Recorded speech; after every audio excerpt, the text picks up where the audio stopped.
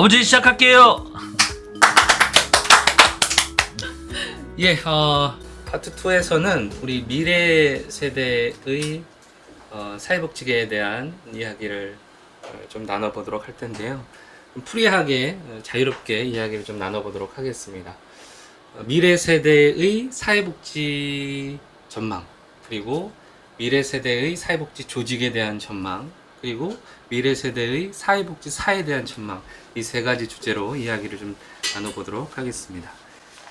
미래 세대의 사회복지에 대한 전망, 사회복지 쪽은 어떻게 변화할 것 같고, 또한 어떠한 우리 준비를 해나가야 될 것 같은지, 우리 외부에서 사회복지계를 바라보는 시선도 중요할 것 같아서 두 분께 좀 여쭤보도록 하겠습니다. 사회복지 조직 안에서 지금 벗어나서 외부에서 활동을 하고 계시니 조금 더 다른 시각이 있으실 것 같아요.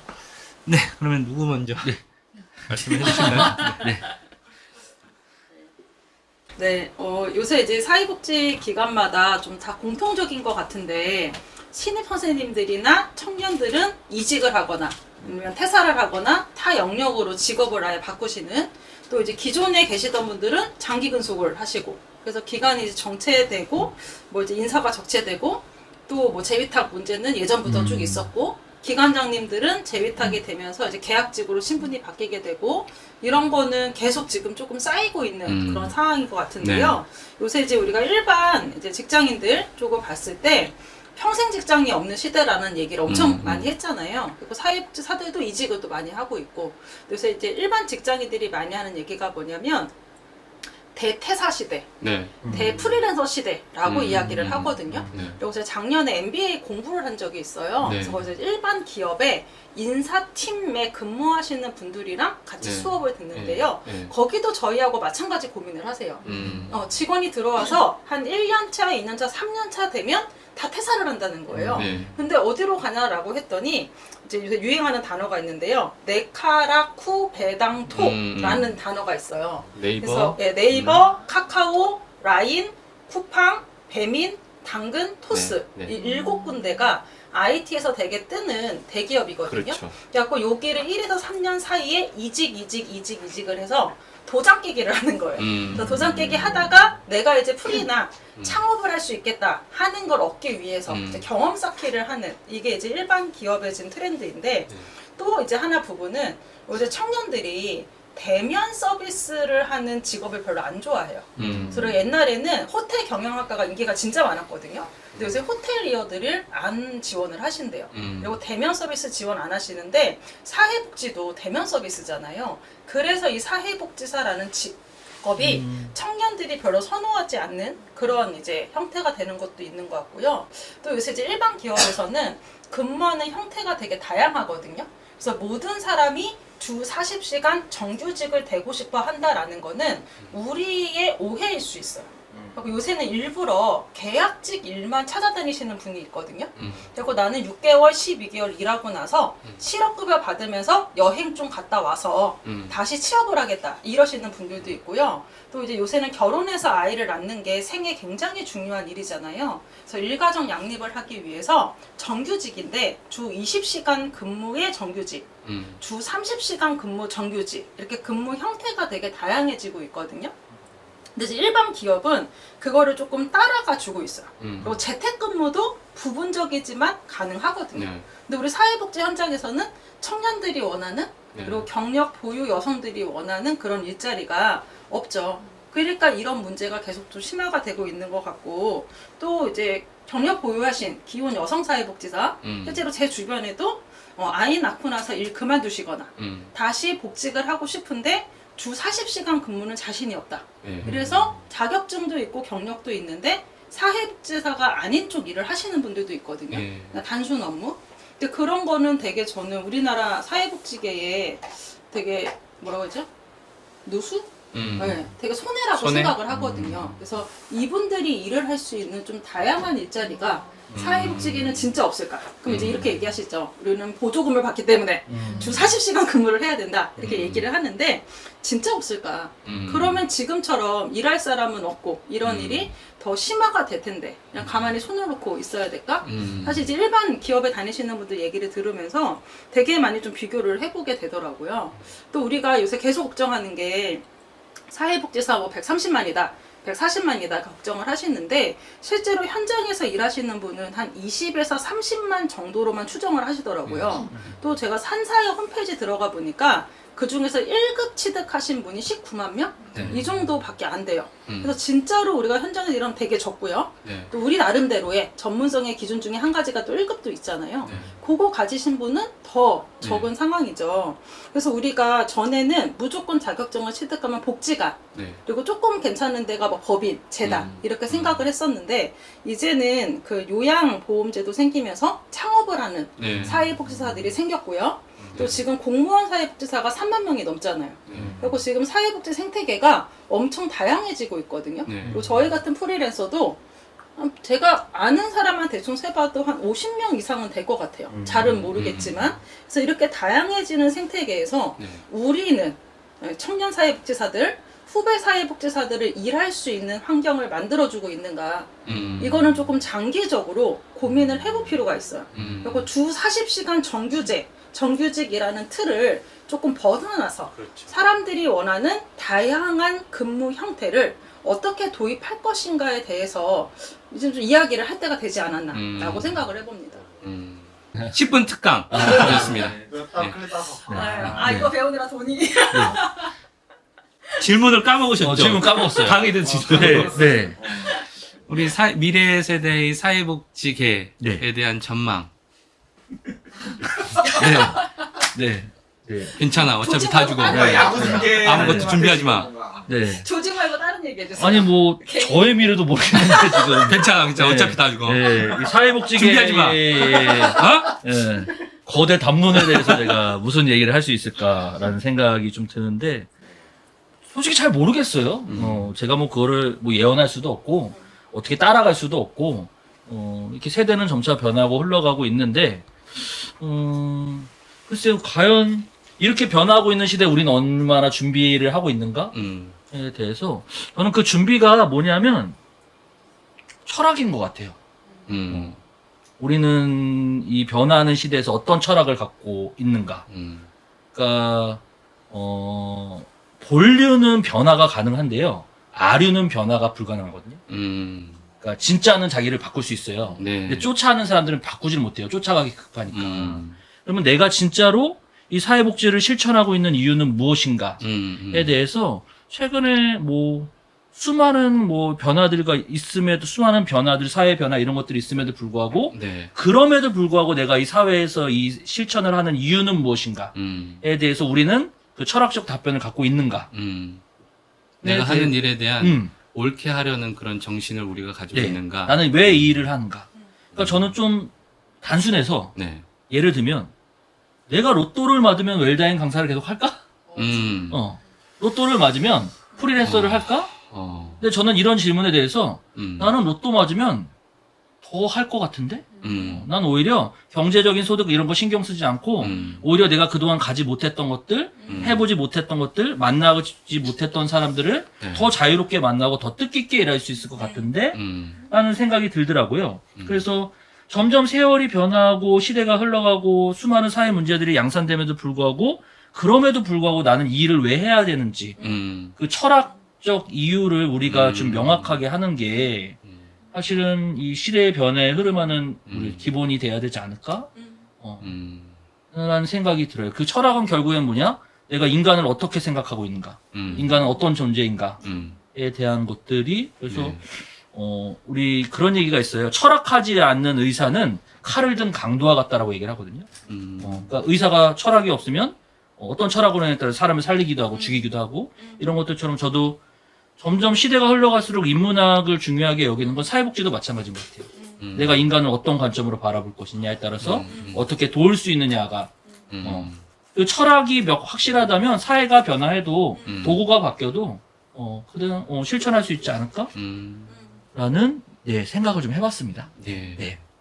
그러면 사회복지계가 이 사회가 이렇게 흘러가고 있고 네.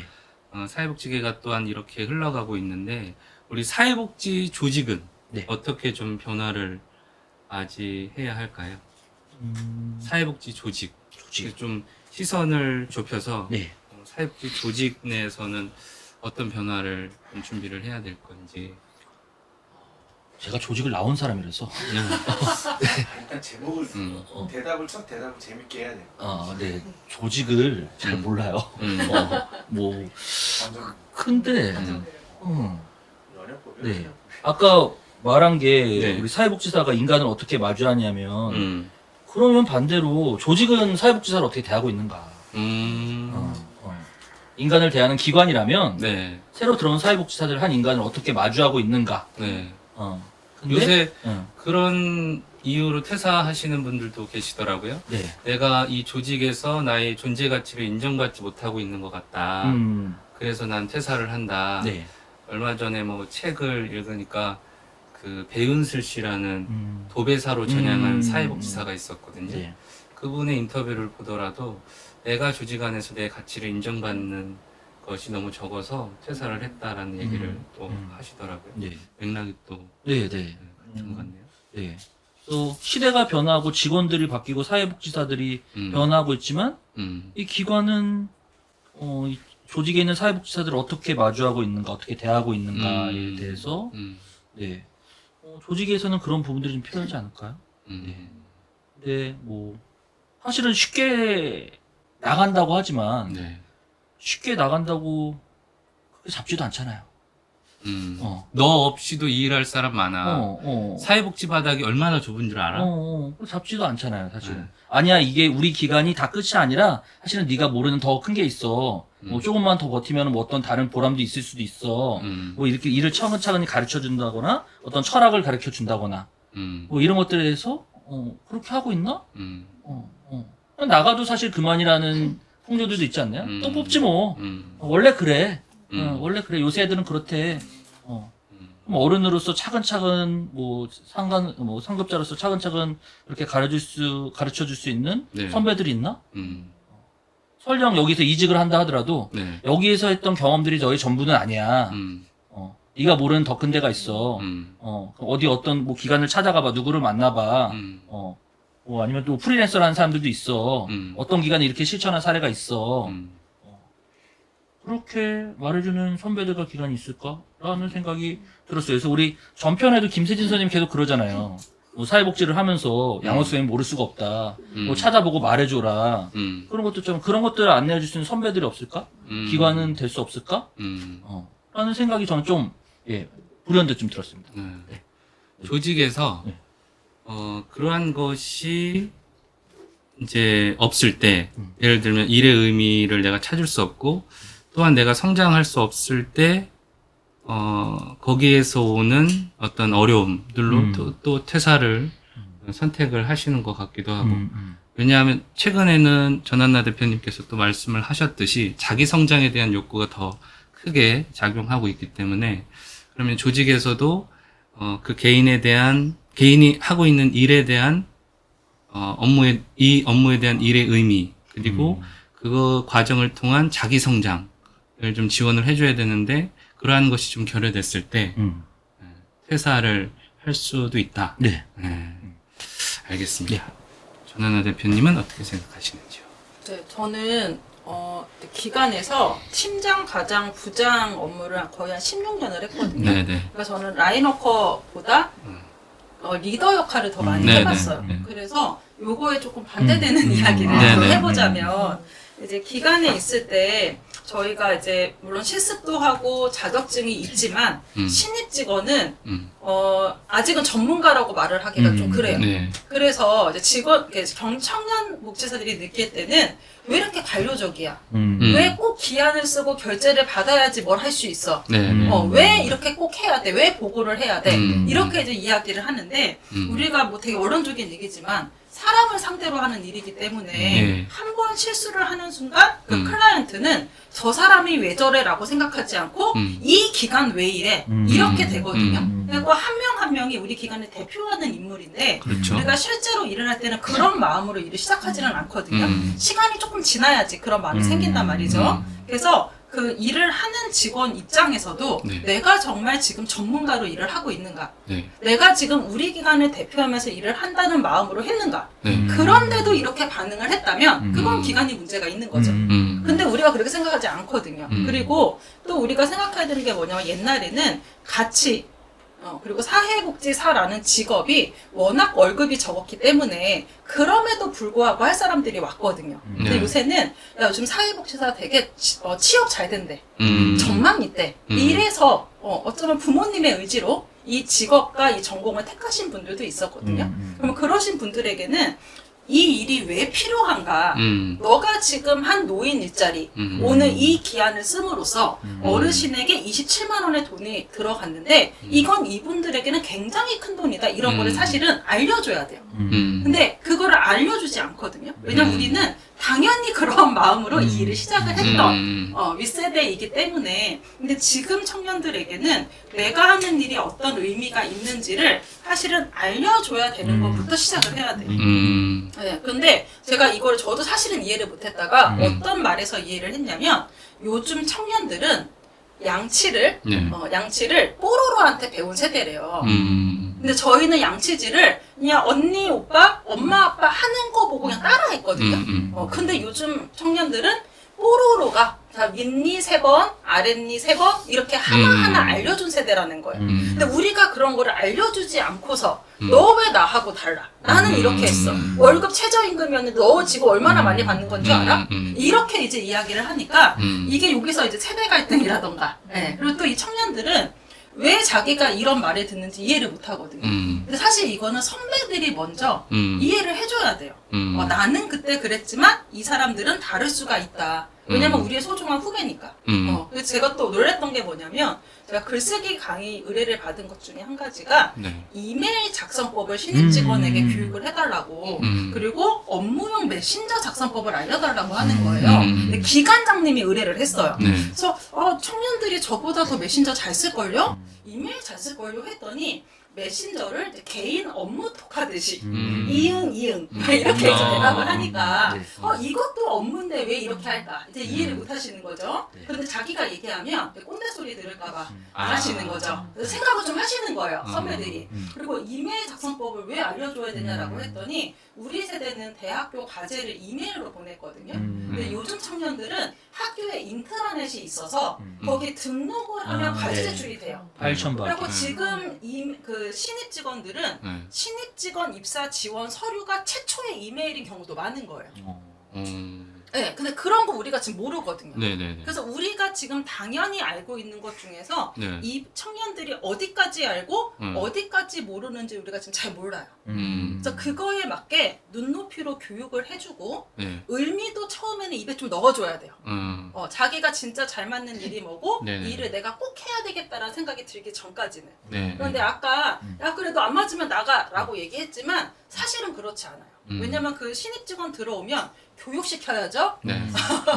그분만 우리 기관에 적응하는 게 아니라 기존에 있던 직원들도 신입 직원에게 적응을 하는 거거든요. 네. 서로 힘들어요. 네. 그리고 실제로 이제 일반 기업 조사를 했을 때 신입 직원이 한 명 들어왔다 나가면 그 퇴사 비용이 어마어마한 거예요. 그렇죠. 그러니까 저도 직원 교육 업무를 오래 하는데 신입 직원 오면요 한 달 동안 붙잡고 교육시켜야 되거든요. 어떤 거 스킵할 수 없어요. 그거 하다 보면 나 1년 내내 신입 직원 교육만 하는 것 같아. 그리고 사실은 조직에서 신입 직원이 입사하고 퇴사하는 게 어마어마한 손해예요. 네. 그래서 절대로 야 나가 이런 생각을 하지는 않아요. 근데 물론 나가줬으면 좋겠다 하는 마음이 드는 직원도 있어요. 그거는 제 생각에는 그건 그 사람이 노력을 많이 잘못했네. 하다가 아니면 아까 말씀하신 대로 우리 직원이 진짜 안 맞는 사람이 있고요.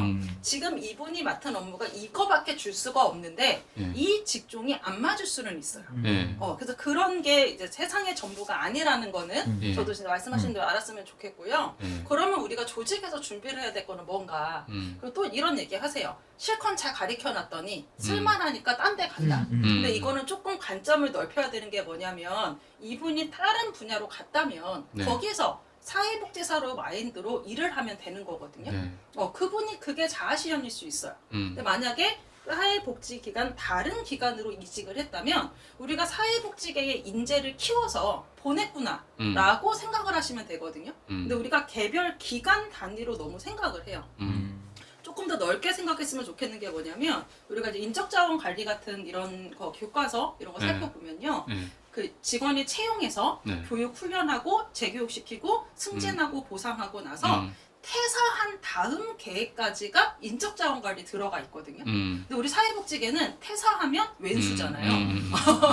예, 역적이잖아요. 근데 그 관점을 조금 바꾸셔서 우리가 다른 기관에 가서 우리하고 네. 안 맞는 다른 기관의 훌륭한 인재를 잘 키워서 보냈다. 네. 이렇게 생각을 조금 먹어주시고 네. 우리 기관이 아니라 우리 사회복지계의 인재를 같이 키웠다. 우리 사회의 인재를 우리가 1년, 2년, 3년을 키워서 보냈다. 이렇게 조금 넓은 마음으로 이분들을 대해주셨으면 좋겠어요. 그래서 먹튀가 아니라는 거 잘 배워서 다른데 정규직 직원으로 간 거고 예. 다른 기관 관장으로 간 거고 다른 기관 부장으로 간 거예요. 그렇게 조금 마음을 바꿔서 해줬으면 좋겠어요. 그리고 제가 그런 또 질문 받아요. 글쓰기 강의하는데 아무리 가르쳐도 안 는다는 거예요. 그래서 너무 화가 난대요. 그래서 이 직원 거를 내가 뺏어서 그냥 써서 낸다. 이런 얘기 하시는 분이 있거든요. 어떻게 해야 되냐? 그럼 제가 한 가지 질문을 딱 하는 게 이 직원을 계속 사회복지를 하기를 원하느냐?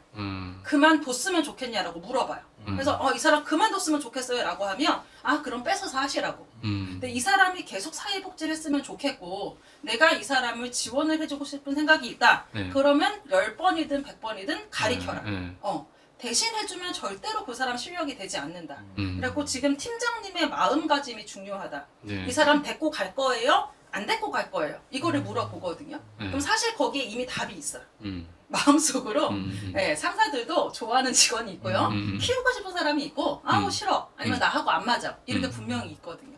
그래서 우리가 지금 선배로서 우리 후배들에 대해서 어디까지 알려줄 것인가. 그리고 어떤 마음으로 좀 더 장기적인 관점으로 하는 거에 따라서 우리 인재가 될 수도 있고 다른 데 인재를 뺏길 수도 있는 거예요. 그래서 저는 조직의 관점에서는 저도 이렇게 봅니다. 그 기관에서 예를 들면 이런 것도 있을 것 같아요. 그 사회복지사를 성장시켜서 그 사람이 이제 성장이 돼서 하나의 어떤 브랜드가 돼서 퇴사를 해가지고 전국을 다니면서 그 기관에 대한 어떤 긍정적인 메시지를 전한다라고 하면 그 기관 또한 기관이나 뭐 어떤 프로그램의 브랜드 인지도도 상당히 올라갈 것 같아요. 예를 들면 지금 전한나 대표님이 월계종합사회복지관에서 아주 이렇게 긍정적인 영향을 끼치고 또 나오셔서 또 많은 사람들에게 알려졌으니 전한나 대표님을 통해서 또 월계종합사회복지관을 인식할 수도 있을 것 같아요. 그런 측면에서 보면 또 개인을 성장시켜야 하는 또 다른 이유가 될 수 있지 않을까 하는 생각도 있고. 저는 좀 근본적으로 오늘 이 자리에 대해서 좀 생각을 해보면 이 자리까지? 이 자리까지 미래세대위원회에서 이 프리랜서를 섭외를 해서 이걸 하는 이유가 뭐냐? 미래세대는 대안이 될 수 있다라는 거를 사실은 이렇게 활동하는 사람들도 있다라는 거를 조명하기 위해서 저희를 하는 거잖아요. 그러면 반대로